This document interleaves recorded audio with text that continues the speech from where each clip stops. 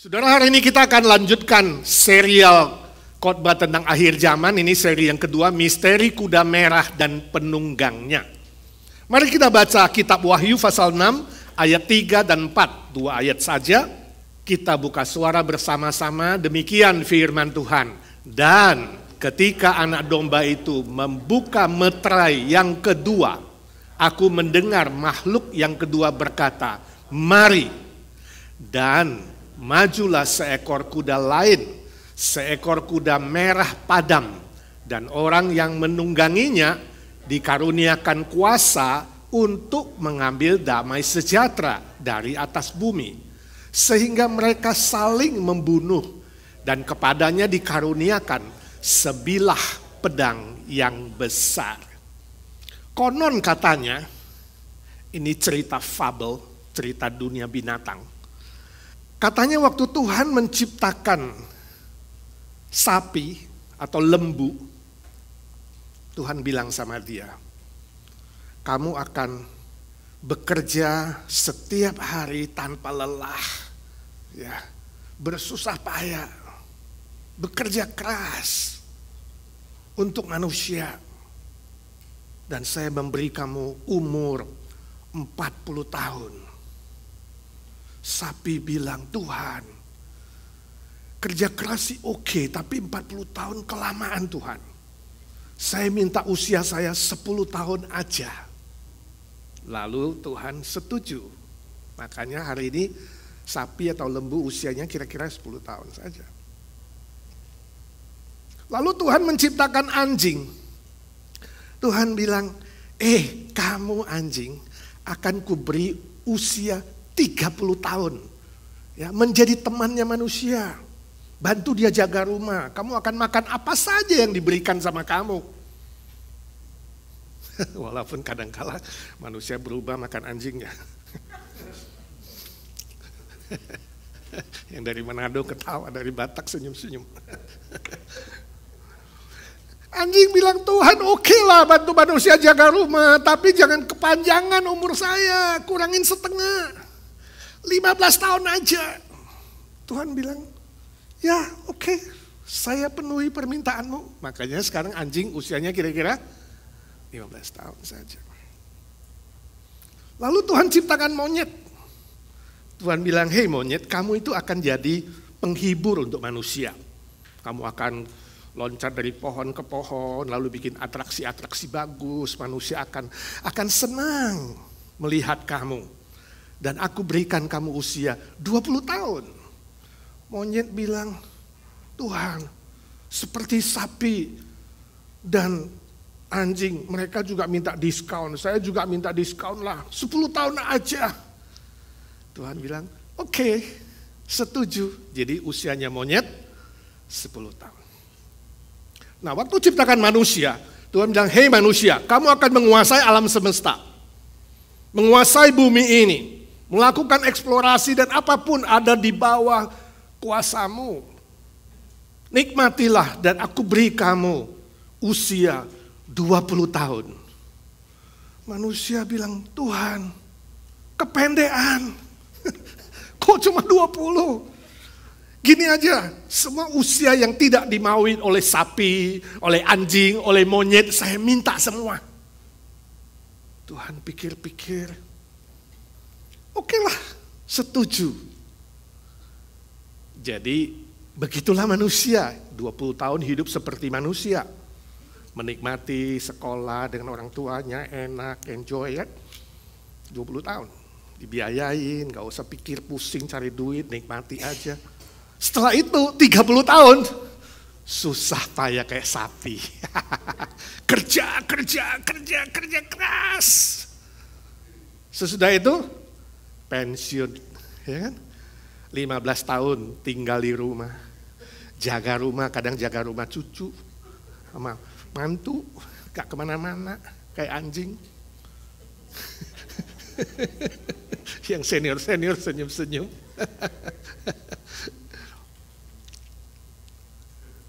Di rumah tok. Lalu 10 tahun terakhir setelah punya cucu banyak di sana sini, nah dia mulai loncat dari satu rumah ke rumah lain. Kayak monyet saudara 10 tahun. Dan kerjanya menghibur cucu kayak monyet. Katanya begitu ya kan. Dan cucu senang. Saya nggak tahu saudara hari ini di tingkat mana. Ini hanya humor, cerita fabel, humor. Tapi ada sedikit benarnya ya. Hidup manusia itu banyak susahnya dibanding senangnya. 30 tahun kerja keras, ada yang 40 tahun, ada yang 50 tahun, ada yang sudah pensiun masih pres itu. Uratnya, tulangnya, bangun pagi, tidur malam, cari duit. Seperti bunyi kereta api, susah payah, cari duit, susah payah. Bukan itu saja, ada penderitaan lain setelah dosa masuk ke dunia. Ada sakit penyakit, ada penderitaan, ada bencana, ada kecelakaan. Itu keadaan manusia. Hidup di dunia penuh dengan penderitaan. Minggu lalu kita sudah bahas tentang kuda putih, misteri kuda putih. Simbol dari peperangan, militerisme, kemenangan peperangan. Seolah-olah yang menang perang itu bilang, wah senang kita menang perang. Tapi sebenarnya kalah atau menang, manusia semakin rusak, semakin hancur, semakin menderita. Dan hari ini kita melihat meterai kedua, kita lanjutkan. Waktu dibuka oleh anak domba yaitu Kristus, muncul kuda yang berwarna merah padam. Nah, istilah merah padam dalam bahasa Yunaninya purospur. Purospur itu artinya merah seperti warna api yang menyala merah itu. Ya, jadi merah warna api. Ini adalah simbol dari kebencian dan permusuhan manusia yang membawa bencana, yang mendatangkan tragedi, kesusahan, seperti terbakar api yang warna merah itu. Penunggangnya memegang sebilah pedang besar, artinya simbol pembunuhan atau kematian besar-besaran akan terjadi di muka bumi ini.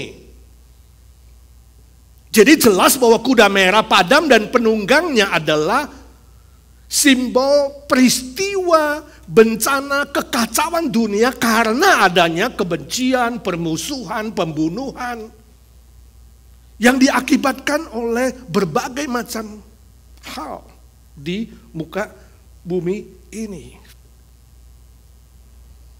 Nah, unik sekali kalau kita baca, bandingkan Zakaria pasal 6, saudara sudah baca di rumah belum?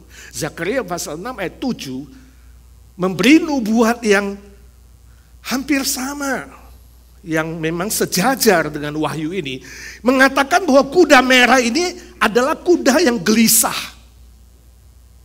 Bukan saja gelisah, tapi dia juga lari tanpa arah, suka-sukanya. Sesukanya lari kemana saja sampai penjuru dunia.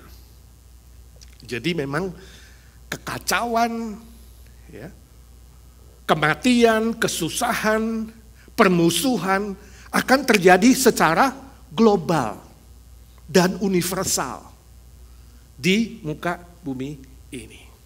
Iblis akan memakai apa saja dan siapa saja yang bisa dia pakai untuk membuat manusia kemudian saling membenci, saling mematikan satu dengan yang lain.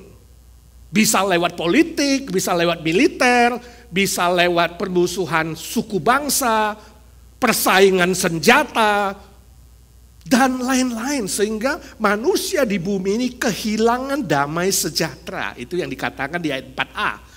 Untuk mengambil damai sejahtera dari atas bumi. Jadi dunia kita bukan tambah damai tapi tambah kacau.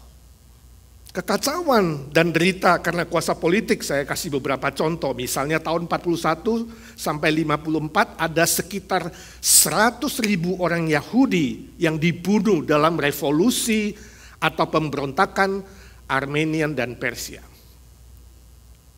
Tahun 61 ada sekitar 150.000 orang mati dalam pemberontakan Ratu Bodisea di Inggris melawan kekuasaan Roma. Tahun 1941 sampai 45 Hitler yang kejam telah membunuh sekitar 6 juta orang Yahudi dalam peristiwa Holocaust. Ditambah dengan jutaan lainnya yang mati dalam Perang Dunia Pertama, Perang Dunia Kedua, Perang Jepang lawan Cina, Jepang lawan Sekutu, Iran, Irak, Vietnam, Kamboja, Laos, Perang Timur Tengah, Korea Utara lawan Selatan, Eropa Timur, Afrika, dan lain-lain. Itu yang terjadi, saudara. Dan semua kekacauan ini akan terus berlangsung secara progresif. Jadi bukan akan mengecil, saudara, skalanya akan besar permusuhan ini. Sampai mungkin klimaksnya Perang Dunia Ketiga. Saya yakin kalau benar Perang Dunia Ketiga dengan nuklir, dengan senjata biologi, senjata kimia, mungkinkah ada manusia yang sisa? Sangat mungkin hari kiamat Yesus datang kedua kali. Dunia akan semakin kacau. Semua usaha manusia hari ini untuk mendatangkan perdamaian dunia pasti akan gagal. Gak mungkin ada perdamaian dunia. Lalu saudara bertanya, Pak, lalu sebagai orang Kristen kita bagaimana menanggapinya, Pak? Kalau kita mau berdoa untuk perdamaian dunia, kok seolah-olah menentang nubuat di Wahyu pasal 6 ini ya? Juga menentang nubuat Tuhan Yesus di Matius 24 yang mengatakan akhir zaman akan banyak muncul perang dan deru perang. Suku melawan suku, bangsa melawan bangsa. Manusia akan semakin dingin kasihnya. Tidak ada kedamaian di mana-mana. Jadi bagaimana kita merespon? Sebagai orang percaya yang sudah memiliki damai sejahtera dari Kristus, seharusnya kita tetap tenang. Jadi saudara jangan jadi gelisah seperti kuda merah itu. Ya. Jangan jadi takut dan khawatir, tapi tetap tenang kata Alkitab. Karena ketika saudara tenang, saudara bisa berdoa. Lah mau doa apa, Pak? Kalau kita gak berdoa untuk perdamaian dunia. Kita bukan berdoa untuk perdamaian dunia. Karena itu memang melanggar dan melawan nubuat Tuhan. Kita berdoa supaya orang-orang percaya itu bisa bertahan sampai kesudahannya. Mengerti? Itu tadi kata Tuhan Yesus. Supaya kita semua yang sudah beriman itu bisa bertahan sampai kesudahannya. Ayat pembimbing kita. Karena barang siapa yang bertahan sampai kesudahannya, dia yang akan selamat. Ditambah kita juga berdoa untuk Injil Kristus agar tetap bisa dikabarkan ke seluruh permukaan bumi. Jadi kekacauan di seluruh permukaan bumi, tapi Injil juga ke seluruh suku bangsa. Dan itu tanda yang terakhir sebelum Yesus datang. Ketika Injil sudah mencapai seluruh suku bangsa, Yesus bilang, waktu kesudahannya akan tiba. Dia akan datang kedua kali ke dunia ini. Wah, kok nampaknya ironis ya? Ironis gak sih? Dunia dibilang tanpa damai sejahtera. Tapi kita mengabarkan Injil, menawarkan damai sejahtera. Loh, kan sepertinya bertolak belakang ya? Ironis gak? Paradoks gak? Sepertinya bertentangan tapi tidak bertentangan. Ini paradoks. Di tengah-tengah dunia yang tanpa damai sejahtera, orang Kristen menawarkan damai sejahtera. Damai sejahtera yang sejati di dalam Tuhan Yesus. Sebab apa? Sebab Tuhan Yesus sudah mengalahkan dunia. Injil Yohanes 16:33, Tuhan Yesus berkata, di dalam dunia ini kamu akan mengalami penganiayaan, kesusahan, penderitaan. Tetapi kuatkanlah hatimu, sebab di dalam aku ada damai sejahtera dan aku telah mengalahkan dunia. Bukan hanya mengalahkan dunia, mengalahkan iblis, mengalahkan maut sekalipun. Itu damai sejahtera yang harus kita beritakan. Kelihatan ironis, tapi tidak. Kelihatan bertentangan, tapi tidak. Puji Tuhan. Tuhan mengalahkan dunia. Suatu hari ada seorang mahasiswa kuliah Fakultas Hukum. Pada ujian terakhir, dia tidak bisa hadir. Lalu dia datangi rumah dosennya.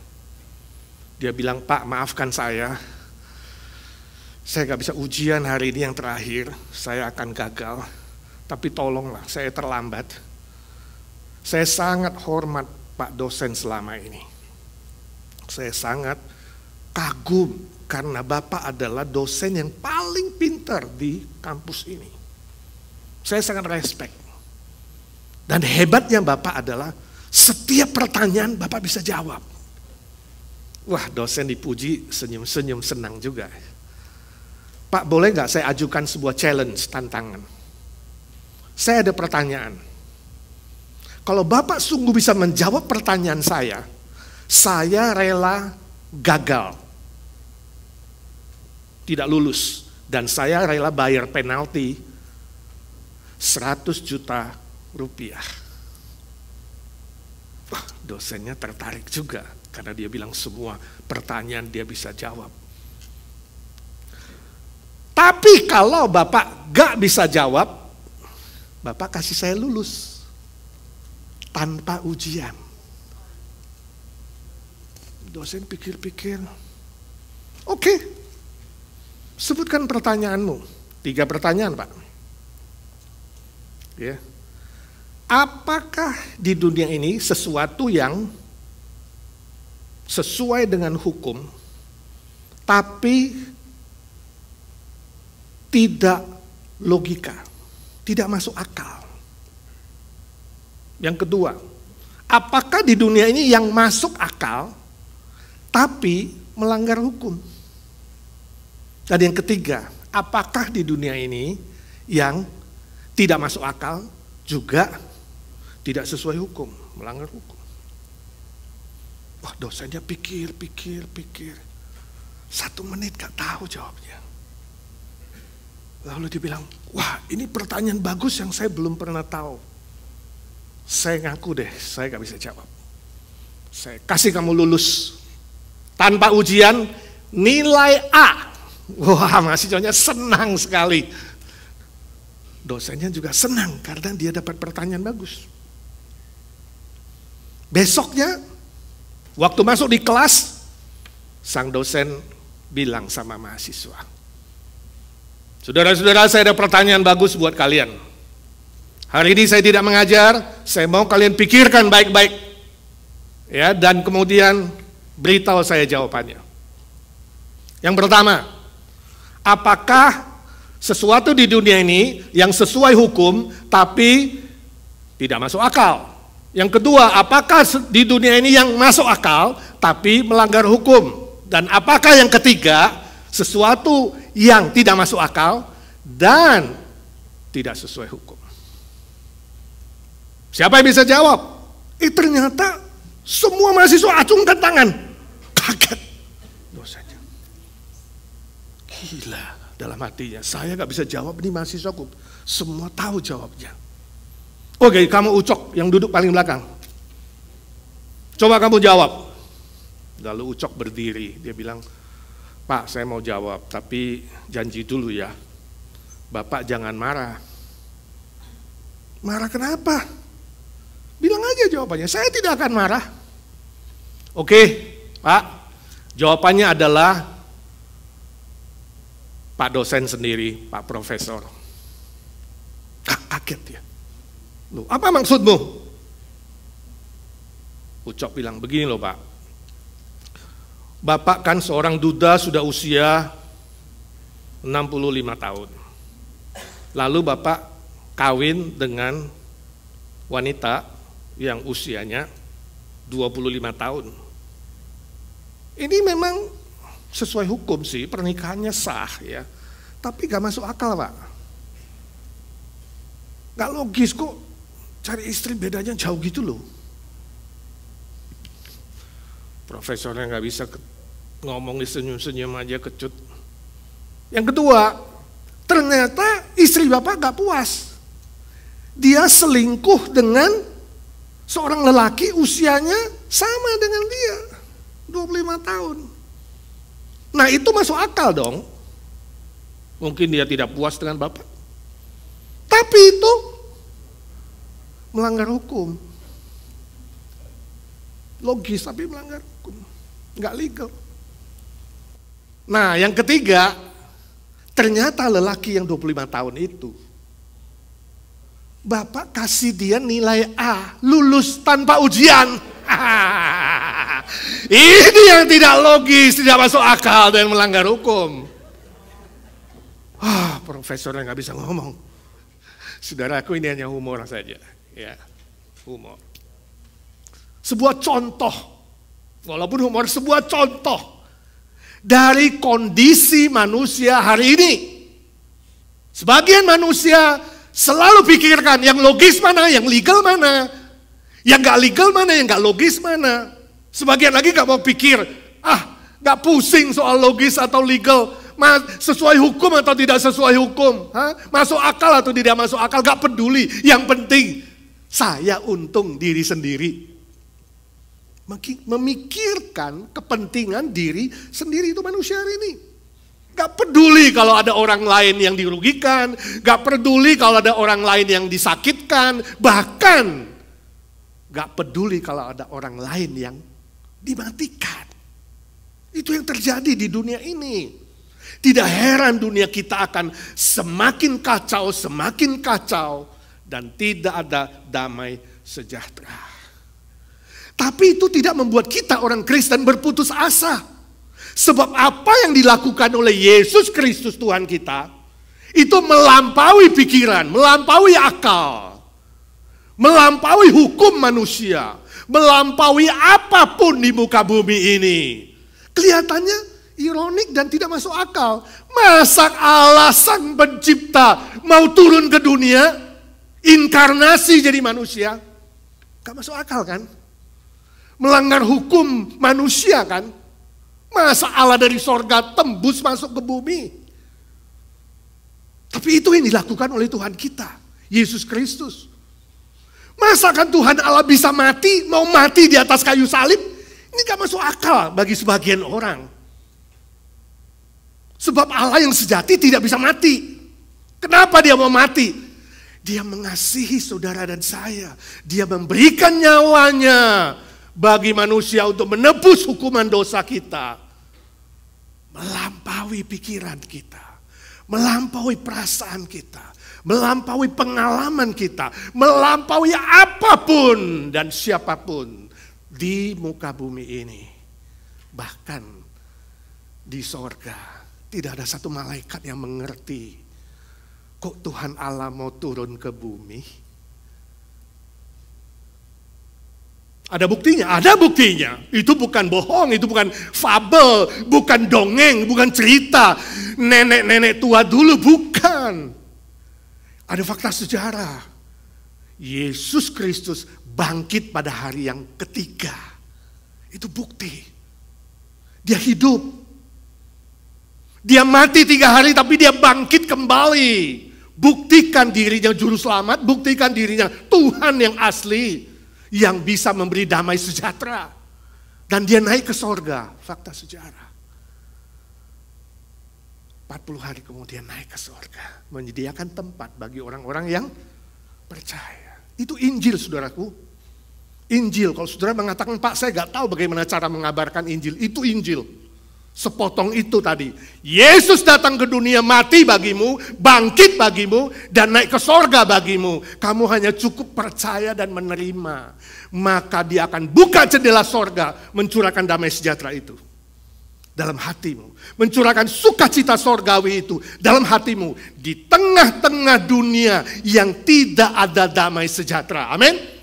Itu Injil. Itu yang harus saudara beritakan. Di tengah-tengah kuda merah dan penunggangnya yang membuat kacau dunia, kita tetap tangguh, kita tetap teguh, kita tetap setia, kita tetap rajin. Kabarkan Injil Kristus sampai ke ujung bumi. Itu respon kita seharusnya. Memang saudaraku, mengabarkan Injil itu banyak tantangan, banyak kesulitan. Memenangkan jiwa itu tidak mudah. Tapi kalau kita sungguh mengalami cinta kasih Tuhan itu, masakan kita diam? Kita pasti ingin cerita. Minta Tuhan tolong, berdoa untuk orang yang mau diinjili. Pasti Tuhan Yesus memampukan saudara untuk melakukannya, walaupun tidak mudah. Saya baca sebuah renungan harian yang ditulis oleh seorang yang bernama Fiona Wijaya. Dia tanya, apa yang paling penting dari pohon karet? Saya tahu pohon karet? Pernah lihat pohon karet yang dari Sumatera? Wow, sepanjang jalan dari Medan ke Siantar itu. Ya, Marlinang. Itu pohon karet, semua kebun karet. Wah, perkebunan. Apa yang paling penting? Apa yang paling penting dari pohon karet? Getahnya. Itu yang paling berharga. Paling bernilai. Sebab dari getah karet itu dibuatlah karet, ya, gelang karet, permen karet, ban, apalagi bola, ya, segala sesuatu yang berbahan karet. Waktu Belanda kalah Perang Dunia Kedua di Hindia Belanda, mereka kehilangan banyak sekali produk karet, tempat jajahan mereka itu. Dan konon sangat kurang karet pada zaman itu. Sampai manusia pada saat itu membuat roda sepeda dari kayu, bayangkan, karena gak ada karet. Perlu saudara ketahui, untuk mendapatkan getah dari pohon karet, apa yang dilakukan? Disayat pohonnya, tiap pagi disayat, getahnya keluar. Getah yang berharga itu keluar, tapi harus lewat proses sakit. Ini pelajaran yang kita pelajari dari ilustrasi ini. Ini sebuah prinsip kekristenan. Walaupun susah, walaupun menderita, orang Kristen harus bermanfaat. 1, 2, 3. Walaupun menderita, orang Kristen harus bermanfaat. Ada gunanya. Itu yang dikatakan Rasul Paulus dalam Filipi pasal 1:29. Sebab kepada kamu bukan saja dikaruniakan anugerah keselamatan, karunia keselamatan, tapi kamu juga menerima karunia menderita bagi Kristus. Indah ya. Jadi kalau menderita bagi Kristus itu adalah anugerah, itu salib. Tapi kalau kamu menderita karena kesalahanmu, itu sudah sepatutnya. Kamu menderita karena salah kawin, itu salah pilih. Kamu menderita sakit, itu duri dalam daging. Penderitaan yang gak bisa dihindari. Tapi kalau kamu menderita karena Kristus, itu salib. Pikul salib. Jadi jangan cepat-cepat bilang pikul salib. Aduh Pak, gue ke kasino kalah 10.000 Pak. Aduh pikul salibku berat Pak. Salahmu dewek. Aduh Pak, aku kawin sama si Jono itu Pak, ternyata pemabok, penjudi. Makanya sebelum nikah, lihat bagus-bagus, buka 2 mata. Salibku berat, itu bukan salib. Itu adalah akibat normal, salah pilih. Kalau kamu menderita karena Kristus, karena mengabarkan Injil, itu pikul salib dan itu bernilai di hadapan Tuhan. Indah ya. Gak gampang sih manusia hari ini, tadi kita sudah baca dalam 2 Timotius 3:1-9 tadi sudah dibacakan. Manusia akhir zaman itu wah mengerikan. Ya. Terjadi permusuhan antar keluarga, antar relasi, antar sesama, antar bangsa. Manusia tidak peduli soal agama, tidak peduli soal kebenaran, kasihnya dingin, tidak sungkan-sungkan mematikan orang lain. Suatu hari saya ngomong dengan seorang ibu, dia bilang, Pak, saya mau tanya, saya bingung nih, disuruh mengabarkan Injil, disuruh cerita Yesus, disuruh melayani berdoa. Ini teman baik saya telepon, saya doain karena dia sakit. Malah dia balik maki-maki saya Pak. dan bilang, saya tidak suka dengar nama Yesus ya, jangan sebut-sebut lagi. Padahal dulunya dia ke gereja loh Pak. Dan dia teman baik saya. Kok dia nyakitin saya sih? Saya berbuat baik tapi baliknya sakit Pak. Jadi gimana, masih tetap didoain nggak? Dia tanya saya, lalu saya bilang, ya tante, itulah manusia akhir zaman. Salah satu contoh. Manusia bisa berubah. Malaikat aja bisa jatuh. Saudara tahu, sepertiga jumlah malaikat surga jatuh, dibuang ke bumi. Dan hari ini bersama dengan pemimpinnya, iblis DKK dan kawan-kawan dan antek-anteknya. Ingin menyesatkan manusia, mengacaukan dunia, membuat tidak damai, kemudian membuat manusia kemudian menuduh Tuhan, menyalahkan Tuhan, menolak Tuhan. Itu tujuannya iblis. Kalau iblis aja begitu rajin, dia tahu dia binasa gak? Tahu, dia bakal binasa selama-lamanya begitu rajin mencari jiwa untuk ke neraka. Masa kita gak cari jiwa untuk surga? Jadi tetap doakan, tetap injili. Mulai dari teman saudara, family, keluarga dulu yang paling dekat. Pikir 1-2 nama, ada gak yang belum percaya? Relasi, rekan kerja, orang yang dekat dulu. Memang kita doakan sampai penginjilannya kemana-mana, ke seluruh muka bumi. Bagus sih, tapi yang deket-deket juga harus diperhatikan. Mulai doakan mereka satu persatu. Pernah gak saudara berbuat baik dibalas jahat? Pernah gak? Pernah gak? Sering ya? Atau ada yang belum? Kalau belum pernah, ingat, kamu akan alami. Sebab itu kata firman Tuhan. Nah pertanyaannya, apakah kita akan melakukan hal yang sama? Jahat balas jahat, benci balas benci. Tidak, orang Kristen tidak boleh lakukan itu. Alkitab mengajarkan kita tetap melakukan kebaikan. Jangan jemu-jemu berbuat baik, sebab tiba waktunya kamu akan menuai hasilnya. Kalau kamu tidak menjadi lemah, nah itu bahasa aslinya, kalau kamu tidak menjadi kecewa atau putus asa. Kadang-kadang bisa ya, kecewa ya, putus asa. Buat baik, jahat balik. Buat baik, jahat balik. Waduh, kita jadi stres nih, masih mau buat baik gak? Mending gua buat jahat lah. Dia tusuk ban gua 1, gua tusuk 4-4-nya. Lebih jahat lagi, waduh. Ini langsung iblis DKK tepuk tangan. Peperangan rohani, saudara. Dia baca cerita, suatu hari ada seorang pemuda, dia berjalan-jalan ke hutan. Ya. Dia lihat seorang pemuda lain, jadi pemuda A lihat pemuda B masuk dalam lumpur yang hidup itu ya. Makin gerak, makin ditarik, waduh. Dia kaget, dia berusaha dengan apa saja menolong si pemuda B. Dan selamat. Pemuda B dibawa pulang ke rumahnya. Wah ternyata si B itu orang kaya. Rumahnya mewah. Bapaknya senang berterima kasih. Mau kasih duit sama si A. Walaupun pemuda miskin, dia bilang nggak mau. Saya menolong secara tulus. Saya nggak mau dibayar. Nah singkat cerita mereka jadi temenan. Sekolah setelah besar, si A itu cita-cita jadi dokter. Nah waktu mau masuk kedokteran, dia kesulitan finansial. Si bapaknya B dia tahu, dia diam-diam kasih beasiswa. Si A sekolah, lulus jadi dokter. Lalu si B itu masuk militer, dinas militer.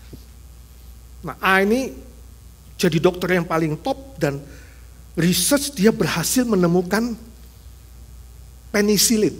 Saudara tahu namanya? Alexander Fleming, penemu penisilin. Ya, yang sangat berguna untuk infeksi. Nah pemuda B dalam dinas militer ini sakit kena infeksi berat. Gak ada obat, dokter bingung. Ini gawat. Lalu dengar, wah ketemu penisilin, dicoba. Dokter suntikkan kepada si P. Ternyata sembuh. Sudah tahu siapa si P? Churchill. Winston Churchill, mantan Perdana Menteri yang sangat terkenal. Sudah melihat cerita yang sungguh terjadi ini, memberitahu kita sebuah pelajaran adanya hukum tabur dan menuai.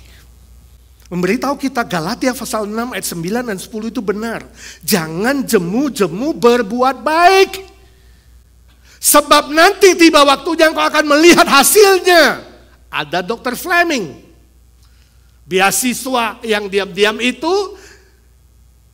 bukan sia-sia. Perbuatan Fleming menolong itu tidak sia-sia, dia bisa jadi dokter. Dan si Winston Churchill juga tidak sia-sia, dia menerima apa? Penisilin. Jangan jemu-jemu berbuat baik. 1, 2, 3. Jangan jemu-jemu berbuat baik. Sebab tiba waktunya engkau akan menuai hasilnya jika tidak menjadi kecewa, jika tidak menjadi putus asa. Terus, walaupun dunia makin kacau, terus mengabarkan Injil, berbuat baik, mengabarkan Injil, berbuat baik. Sampai Tuhan datang atau sampai kita bertemu dengan Tuhan. Amin. Sampai sangkakala dibunyikan. Kita lihat senior baris di depan, kita baris di belakang. Mari kita doa. Tuhan Yesus, suara hamba-Mu sudah berhenti, biarlah suara Roh Kudus terus bekerja di hati kami, di jiwa kami, di pikiran kami. Tolong kami bukan hanya menjadi pendengar-pendengar firman, tapi kami menjadi pelaku-pelaku firman. Dalam nama Tuhan Yesus kami berdoa dan mengambil tekad. Amin. Semua berkata, amin.